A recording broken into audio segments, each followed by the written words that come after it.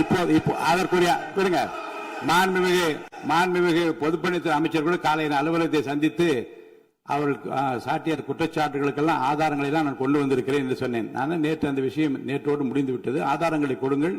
தக்க நேரத்தில் இதை பற்றி சொல்ல வேண்டிய நேர்ந்தால் நான் இதெல்லாம் ஆய்வு செய்து உரிய நேரத்தில் அவை குறிப்பிட்டு ஏற்றுவதற்கு முன்பாக அவரிடம் காட்டி அதற்கு பிறகு அதை பற்றி முடிவெடுக்கும் என்று நான் சொன்னேன். இப்போதும் சொல்லுகிறேன், முதலமைச்சர் அவர்கள் பேசிக் கொண்டிருக்கிறார். பேசி முடிக்கட்டும். எதிர்க்கட்சி தலைவருக்கு உறுதியாக நான் வாய்ப்பு தருவேன். அவர் கேள்விகளை முன்வைக்கலாம், விளக்கங்களை பெறலாம். இப்போதைக்கு பேரவைத் தலைவர் என்ற முறையில் என்னுடைய முடிவு இதுதான். அவையில் இருக்கக்கூடிய உறுப்பினர்கள் அமரும்படி நான் கேட்டுக்கொள்கிறேன். முதலமைச்சர் அவர்கள் பேச வேண்டிய போ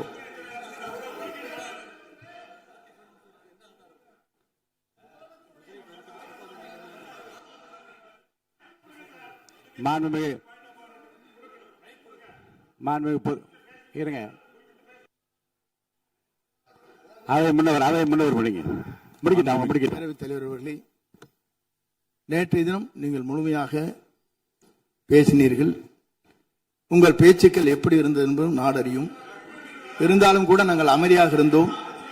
இல்ல நீங்க இருங்க, ஒவ்வொரு வார்த்தைக்கு இருங்க. நீங்க மின்வெட்டையில நீங்க சொன்னீங்க, உங்களுடைய முன்னாள் அமைச்சர் ஆற்காடு வீராசாமி இருக்கிற போது மின்வெட்டால் தான் நாங்கள் ஆட்சியே மாறியது என்றெல்லாம் சொன்ன கதையெல்லாம் இருக்கு. அதெல்லாம் சொன்னோம்னாங்க, நாங்களே அமைதியா இருந்தா அதுக்கு அங்கே தயவு செய்து எதிர்கட்சி தலைவருக்கு வாய்ப்பளிக்கிறார்கள். அந்த வாய்ப்பை நீங்கள் அவர் முதலமைச்சர் பேசுவதற்கு பிறகு பேசினால் அழகாக இருக்கும். அவை முன்னர் பள்ளி கல்வித்துறை அமைச்சர் மாண்புமிகு பேரவைத் தலைவர் அவர்களே, அவர் ஒரே ஒரு வார்த்தையை தான் சொன்னார். பார்ட்டி ஃபண்ட் என்ற வார்த்தையை கேட்டு எதிர்க்கட்சி நண்பர்கள் கோபப்படுகிறார்கள். ஆனால் அதன் மீது உங்களுக்கு பாயிண்ட் ஆஃப் ஆர்டர் தருவதாகவும் நீங்கள் சட்டப்பேரவைத் தலைவர் சொல்கிறீர்கள். நேற்றைய தினம் இதே போல வெற்றி தலைவர் அவர்களினுடைய வழிகாட்டில் வளர்ந்த நாங்கள் சகிப்புத்தன்மையோடு அவர்கள் பல வார்த்தைகள் சொன்னார்கள். புதிதாக சோஃபா மாடல் என்றார்கள், குதிரை பேரம் என்றார்கள், எத்தனையோ வார்த்தைகள் சொன்ன போது சகிப்புத்தன்மையோடு அதை கேட்டு பொறுமையாக இருந்தோம். இவர்கள் குதிரை பேரம் எல்லாம் அவைக்குள் நீக்கப்பட்டு விட்டது. சரி, சோஃபா மாடல் என்று சொன்னார்கள். ஆதாரம் கேட்டு இப்படி எழுந்து நாங்கள் கொந்தளிக்காமல் ஒரு சட்டமன்றத்தில் ஒரு உறுப்பினர் எப்படி நடந்து கொள்ள வேண்டும் என்பதற்கு எடுத்துக்காட்டாக தமிழக வெற்றி கழகத்தின் உறுப்பினர்கள் நடந்து கொண்டார்கள். இப்போது மதிப்பிற்குரிய எதிர்க்கட்சி தலைவர் அவர்களே, உங்கள் ஊடாக நான் கேட்பது என்னவென்றால், அவர்களினுடைய கட்சி உறுப்பினர்களை அவர் அமைதிப்படுத்தி முதல்வர் அவர்கள் உரையை முழுமையாக கேட்டு சகிப்புத்தன்மைக்கு சட்டமன்றத்தில் இந்த பக்கம் மட்டுமல்ல அந்த பக்கமும் எடுத்துக்காட்டாக இருப்பதற்கு அவர் வழிவகை செய்ய வேண்டும் என்று உங்கள் மூலமாக கேட்டுக்கொள்கிறேன். பொதுப்பணித்துறை அமைச்சர்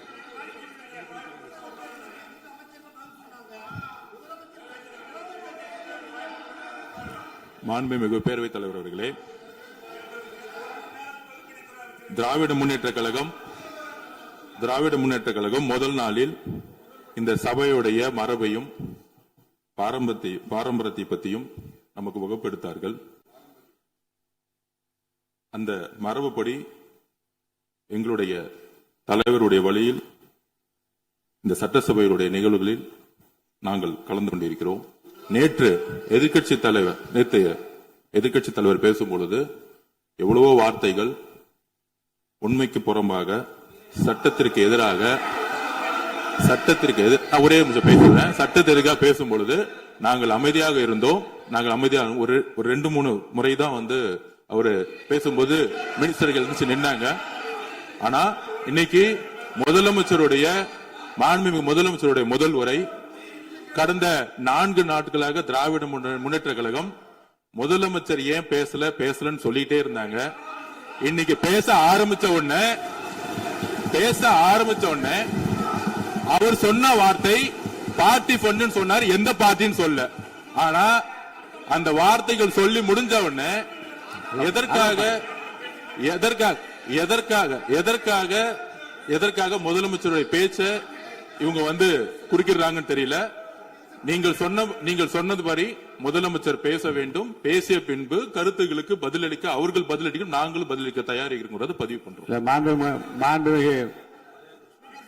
மாண்பு முதலமைச்சர் அவர்கள்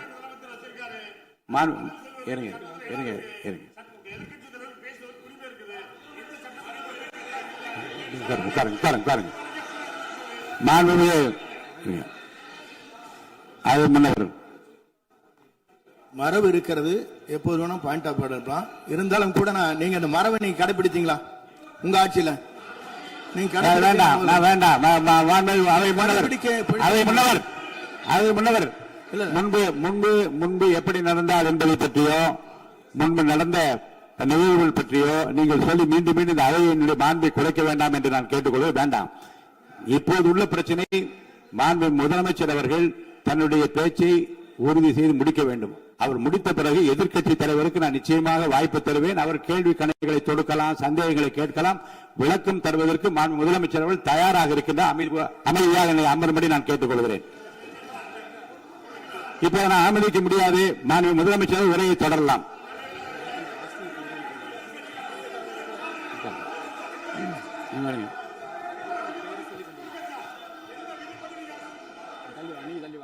மாண்புமிகு உறுப்பினர் ஆஸ்டின் உங்க இடத்துல போய் உட்காருங்க. மாண்புமிகு உறுப்பினர் ஆஸ்டின், நீங்க ஒரு மூத்த உறுப்பினர், சபை விதிகளை நன்கு தெரிந்த ஒரு உறுப்பினர், நீங்க போய் இடத்துல உட்காருங்க. முதல்ல மாண்புமிகு முதலமைச்சர் அவர்கள் உரையை தொடரலாம். இப்போது எந்த விதமான பாயிண்ட் ஆஃப் ஆர்டர்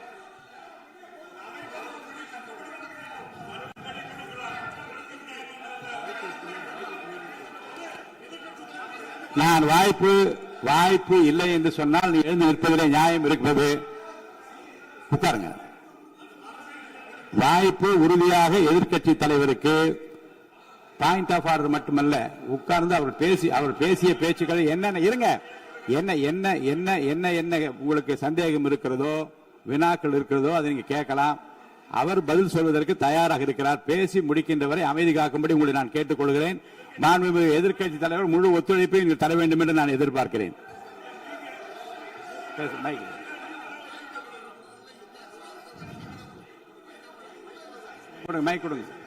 மாண்புமிகு எதிர்க்கட்சி தலைவர் பேரவைத் தலைவர், நீங்க உட்காருங்க. நேற்று நான் பேசும்போது சில அமைச்சர்கள் குறுக்கிட்டு பேசினாங்க, அதற்கு நீங்க அனுமதி கொடுத்தீங்க. அதே மாதிரி இன்னைக்கு முதலமைச்சர் பேசும்போது சில வார்த்தைகள், தவறான வார்த்தைகள் பேசுறாரு. அவர் பார்ட்டி ஃபண்ட் அப்படின்னு சொல்லியிருக்கிறாரு. அவர் அமைச்சர் அந்த பார்ட்டி ஃபண்ட் எந்த பார்ட்டின்னு கூட சொல்ல தைரியம் இருந்தா சொல்லுங்க, நாங்க அதெல்லாம் ஃபேஸ் பண்ண தயாரா இருக்கோம். எதையும் ஆதாரத்தோடு எதையும் பேசுங்க. நீங்க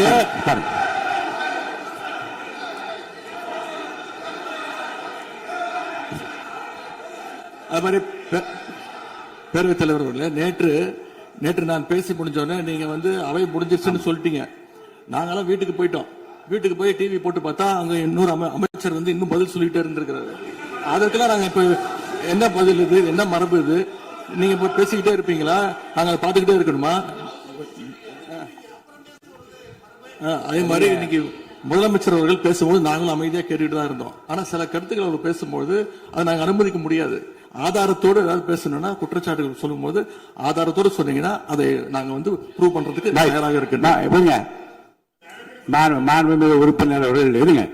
நேற்று மாண்புமிகு எதிர்க்கட்சி தலைவர்கள் பேசியதும், மாண்புமிகு பொதுப்பணித் தலைவர்கள் பேசியதும் ஆதாரம் இல்லாமல் பேசக்கூடாது என்று நான் சொன்னேன். ஆய்வு செய்து நீக்கப்பட வேண்டியது நீக்கும் என்று சொன்னேன். இப்போது மாண்புமிகு முதல்வர் அவர்கள் பேசி முடிக்கட்டும். நீங்கள் கூறிய கருத்துப்படி அதில் ஆதாரங்கள் இல்லாத குறிப்பாக இருந்தால் அதை நீக்குவதற்குரிய உரிமை எனக்கு இருக்கிறது. ஆய்வு செய்து நான் நடவடிக்கை எடுப்பேன். இப்போது மாண்புமிகு முதலமைச்சர் அவர்கள் பேசலாம். இந்த டாஸ்மாக் மாதிரியே பல டிபார்ட்மெண்ட்லயும், மறுபடியும் சொல்றேன், கட்சி நிதின்ற பேர்ல அடிச்ச கொள்ளைய ஒன்னா கவர்மெண்டோட கஜானாக்குள்ளேயே கொண்டு சேர்த்துக்கிட்டே இருக்கிறாங்க. இப்பவும் சொல்றேன், மக்கள் பணத்துல இருந்து ஒரு பைசா கூட தொடமாட்டோம், தொடவும் விடமாட்டோம், தொட்டா விடமாட்டோம், இதுக்கு முன்னாடி தொட்டவங்களையும் விடமாட்டோம்.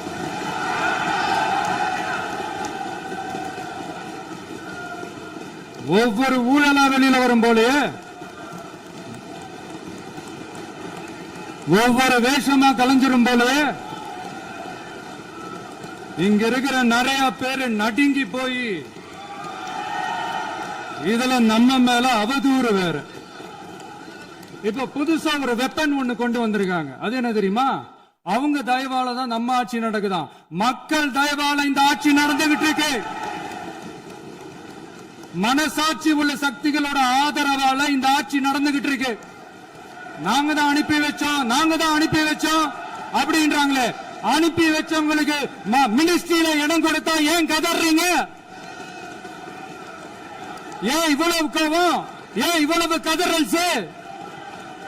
இதுல இன்னொரு முக்கியமான விஷயம், மார்க்சிஸ்ட் கம்யூனிஸ்ட் கட்சி நமக்கு ஆதரவு கொடுத்தது சுயேட்சையா எடுத்த முடிவுன்னு சொல்றாங்க. அதே மாதிரி இந்திய கம்யூனிஸ்ட் கட்சி நமக்கு ஆதரவு கொடுத்தது சுயேட்சையா எடுத்த முடிவுன்னு சொல்றாங்க. இதுல எங்க இருந்து நாங்க தான் அனுப்பி வச்சோம்னா புரியலையே. மக்களுக்கு நல்லா புரியும், எல்லாத்தையும் தெளிவா பார்த்துக்கிட்டு இருக்கிறாங்க.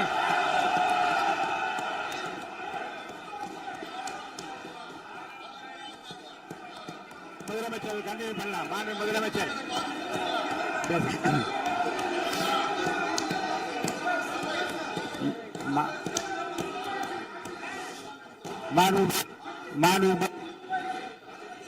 முதலமைச்சர் கண்டினியூ பண்ணலாம்.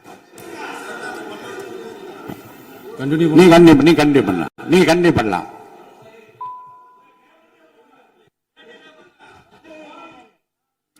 இந்த சமூக நீதி அரசுன்னு சொல்றவங்களை பார்த்து கேட்கிறேன், நம்ம பட்டியலின சகோதரர்களுக்கு எத்தனை அமைச்சர் பதவி கொடுத்தீங்கன்னு கொஞ்சம் சொல்ல முடியுமா? ஆனா நம்மளுடைய அரசுல 8 அமைச்சர் பதவிகள் யாருக்கு? நம்ம பட்டியலின சகோதரர்களுக்கு. எல்லாம் நம்ம அண்ணன், நம்ம தம்பி, நம்ம தங்கச்சிங்க. அண்ணல் அம்பேத்கர் அவர்களுடைய கிட்டத்தட்ட 100 ஆண்டு கால கனவு இப்ப நிறைவேறி இருக்கு. நான் ஏன் கொஞ்சம் சவுண்டா பேசுறேன் அப்படின்னா அவங்களுக்கு கேட்கணும்ன்றதுக்காக, தப்பா எடுத்துக்காது. அதே மாதிரி பெண்களோட பாதுகாவலர் நாங்க தான் அப்படின்னு சொல்லிக்கிறவங்களை கேட்கிறேன், எத்தனை பெண்களுக்கு அமைச்சர் பதவியில இடம் கொடுத்தீங்க கொஞ்சம் சொல்ல முடியுமா? எங்க அரசுல 4 சகோதரிகளுக்கு அமைச்சர் பதவி கொடுத்திருக்கிறோம்.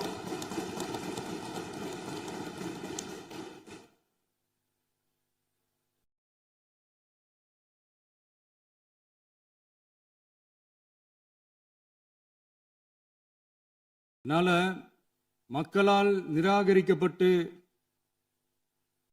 மக்களால் அகற்றப்பட்டவங்களுக்கு ஒண்ணு சொல்லிக்கிறோம், தப்பே செய்ய மாட்டோம், ஊழலே செய்ய மாட்டோம், நேர்மையா தான் இருப்போம், நியாயமா தான் இருப்போம் அப்படின்னு சொல்றவங்களால மட்டும்தான் கூட்டணி ஆட்சி அமைக்க முன்வரும். ஆட்சியிலையும் பங்கு, அதிகாரத்திலையும் பங்கு கொடுக்க முன்வரும். ஊழல்லையே ஊறி போனவங்களால இந்த கூட்டணி ஆட்சியோ, ஆட்சியிலையும் பங்கு, அதிகாரத்திலையும் பங்கு கொடுக்க முன்வராது. மெஜாரிட்டி இருந்தாலும் தரமாட்டாங்க, மெஜாரிட்டி இல்லைனாலும் தரமாட்டாங்க. கேட்டா ரெடிமேடா ஒரு பதில் ஒண்ணு வச்சிருப்பாங்க, கூட்டணி ஆட்சியை மக்கள் விரும்ப மாட்டாங்கன்னு. அதே மக்கள் தான் இப்ப அவங்கள பார்த்து சிரிக்கிறாங்க. நான் பதவி ஏத்த அன்னைக்கு கொஞ்சம் டைம் அவகாசம் கேட்டேன்.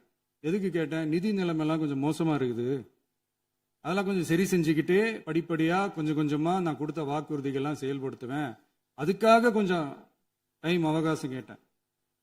நான் ஏதோ வேற எதுக்காகவோ வேற யாருக்காகவோ ஏதோ அவகாசம் கேட்ட மாதிரி. அடுத்து இங்க சபையில இல்லாதவங்களை பத்தி பேச வேண்டாம்னு நினைக்கிறேன்.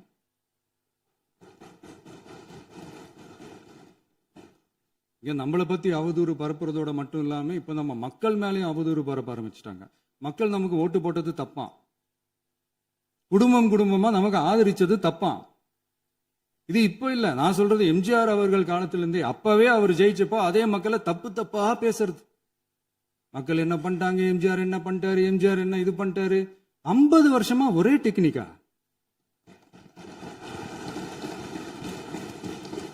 டெக்னாலஜி எல்லாம் மாறி வேற எங்கேயோ போயிட்டு இருக்கு. பஸ்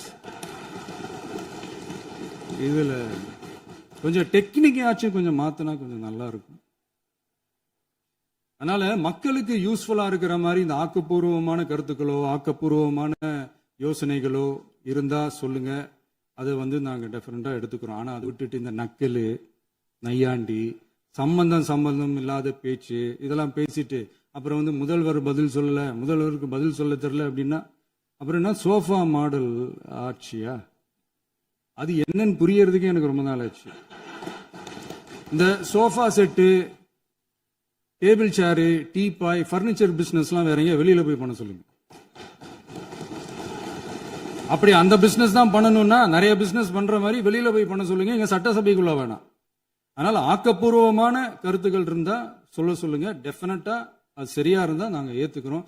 எனக்கு ஒரு குட்டி கதை ஒண்ணு ஞாபகம் வருது, சொல்லாமா? ஒரு ஊர்ல ஒரு பெரியவர் வெயில் ரொம்ப ஜாஸ்தியா இருக்குன்னு சொல்லிட்டு கண்ணுக்கு மேல கை வச்சுக்கிட்டு இப்படி சுத்தி முத்தி தேடிக்கிட்டு இருந்தாராம்.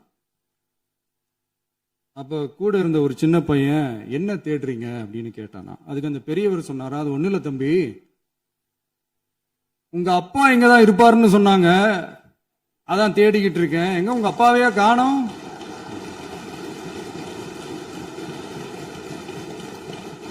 இல்ல அந்த எங்களுக்கும் நக்கலா நையாண்டியா சம்பந்தம் இல்லாத குட்டி கதை இதெல்லாம் எங்களுக்கும் பேச தெரியும். அந்த கதையில பெரியவர் அப்படி சொன்னாராம், தப்பா எடுத்துக்காதீங்க. அந்த கதையில பெரியவர் அப்படி கேட்டாராம். அதனால யாரும் இங்க டென்ஷன் ஆக வேணாம். அதனால இன்னொரு இந்த என்னுடைய உரையை முடிக்கிறதுக்கு முன்னாடி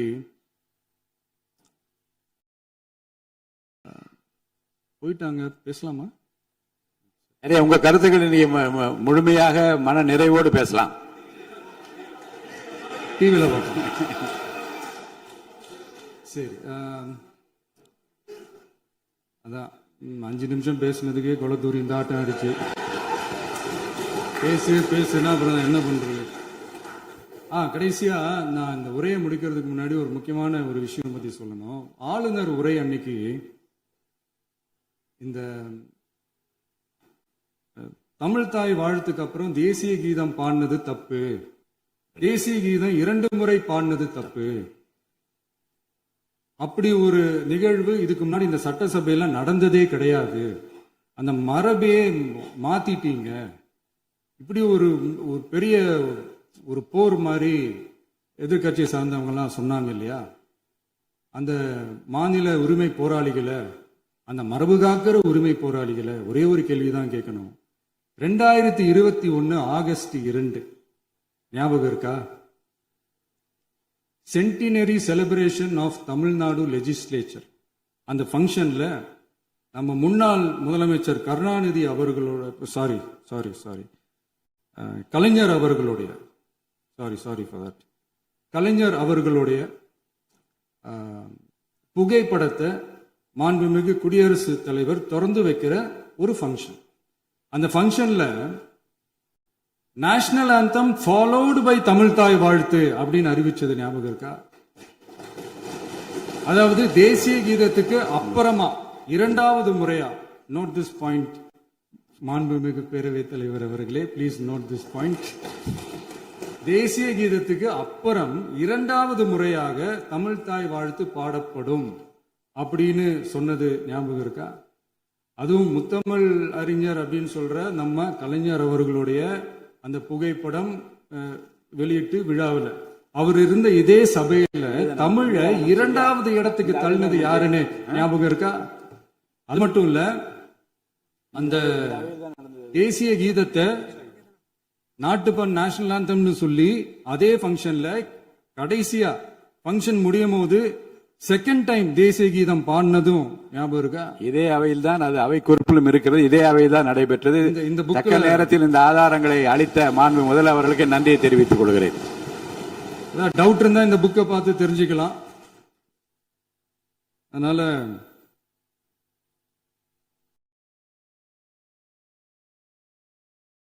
கேட்டா என்ன சொல்லுவாங்கன்னா, அது ஜனாதிபதி கலந்துகிட்ட ஃபங்க்ஷன், அதெல்லாம் அப்படிதான், அதெல்லாம் கண்டுக்க கூடாது அப்படின்னு சொல்லுவாங்க. இதே மாதிரிதான் பேசுறது ஒண்ணு, செய்யறது ஒண்ணு, பேசுறது ஒண்ணு. இதெல்லாம் மக்கள் பார்த்துக்கிட்டு இருக்காங்க. எலெக்ஷனுக்கு முன்னாடி தான் அப்படி செஞ்சுக்கிட்டு இருந்தாங்க, இப்ப எலெக்ஷனுக்கு அப்புறம் அதே தான் செய்யறாங்க. இந்த விஜயையும் சாமானியர்களின் உண்மையான சமூக நீதி அரசையும் அவமானப்படுத்துறதுக்கு தான் அவங்களோட அந்த பொலிட்டிக்கல் சீனியாரிட்டி அது பயன்படுத்துது போல. சரி, செய்யட்டும், நல்லா செய்யட்டும். இப்போ ஆனாலும் நம்மளுடைய மாநில உரிமை, மொழி உரிமை, உத்தம உத்தரர் போல வேஷம் போடுற எதிர்கட்சிக்கு ஒன்றை மட்டும் ஆணித்தரமாக சொல்றோம். உங்களை மாதிரி தமிழ்னு சொல்லிக்கிட்டு, மொழி, பண்பாடு, கலாச்சாரம்னு சொல்லிக்கிட்டு ரெட்டை வேஷம் போடுறவங்க நாங்க கிடையாது. உலகெங்கும் வாழும் என் தமிழ் சொந்தங்களுக்கு நம்முடைய உத்தரவாதம் தமிழ் தான் எங்க உயிர் நாடி அப்படின்றத மறக்க மாட்டோம். இப்பவும் சொல்றோம், மாநில உரிமையில எப்பவும் உறுதியா இருப்போம். அதே சமயத்துல அரசியல் வேற, ஒன்றிய மாநில அரசுகளுக்கு இடையே இருக்கிற நிர்வாக அணுகுமுறை வேற. இதுல நாங்க ரொம்ப தெளிவா இருக்கிறோம். அதனால எங்களுக்கு பாடம் எடுக்கிறதா நினைச்சுக்கிட்டு உங்க வேஷத்தை நீங்களே கொஞ்சம் கொஞ்சமா கலைச்சிக்கிட்டே வர்றீங்க, மறந்துடாதீங்க. அப்புறம் நேத்து எதிர்கட்சி தலைவர், மாண்புமிகு எதிர்கட்சி தலைவர் பேசும்போது நிறைய பேசினாங்க. அதுல ஒண்ணு மட்டும் அரசு சொல்றதா நினைச்சுக்கிட்டு நம்மளை இன்டைரக்டா ஈவில் அப்படின்ற அந்த வார்த்தையை யூஸ் பண்ணாங்க. எனக்கு ஒண்ணுதான் சொல்லணும்னு தோணுது. ஈவில்ஸ்னு டெவில்ஸ் பேசக்கூடாது.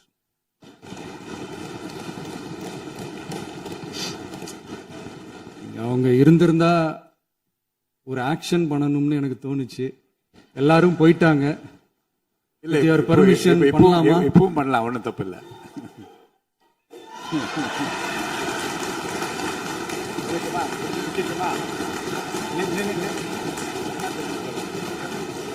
யார் சொல்லுங்க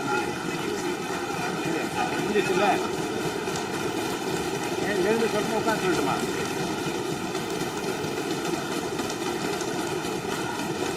எதிர்கட்சியை சேர்ந்த எதிர்கட்சி தலைவர் உள்ளிட்ட மாண்புமிகு உறுப்பினர்களுக்கும் வணக்கமும் நன்றியும். பதிலுரை வழங்குற அதே நேரத்தில் நம்மளை சட்டமன்ற உறுப்பினராக தேர்ந்தெடுத்த பெரம்பூர் தொகுதி மக்களுக்கு நம்மளோட நெஞ்சார்ந்த நன்றிகள். அதே மாதிரி ராஜினாமா பண்ணிட்டாலும் நம்மளை தேர்ந்தெடுத்த திருச்சி கிழக்கு மக்களுக்கும் இந்த மன்றத்தில் நம்மளோட நன்றியை பதிவு